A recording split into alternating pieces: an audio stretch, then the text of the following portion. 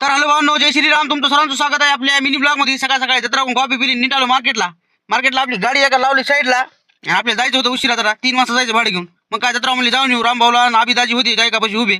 आलो त्याला भेटायला, यांना भेटलं इथं. आणि लगेच मग आम्ही आलो मार्केटला. ते गेले निघून. इथं आले वाईनतीच करत बघा जत्रा असुलेकर. हिची गाडी एमपीला बिघडी, ही गाडी इथं.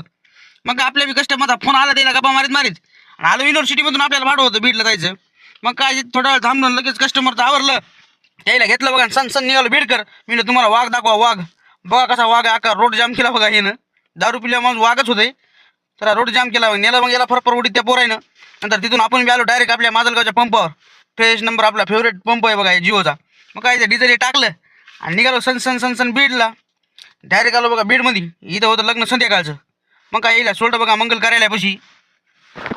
सोल्ड द्यायला मंगल कार्यालयापाशी आपली गाडी लावली नंबर 1 मध्ये निवांत. आणि निघाला बघा वाघ फिरायला. या मी इथं पाणीपुरीचा एक गाडा दिसला होता. मी बघू इथलं काय टेस्ट कसं असते. इथं पाणीपुरी घेतली बघा. मायला परमेंट सारखी पाणीपुरीत नाही हो, 5 ढस लागायची. मग खाऊन निघालो पुन्हा तिकडं याच्याकडे मंगल कार्यालयाकडे. इथं डीजे चालून मी छातीत वेगळंच व्हायला लागलं डीजे चालू. मी गाडीत जाऊन बसलेलं परवडते रे बाबा. मग काय बसलोच होतो गाडीमध्ये.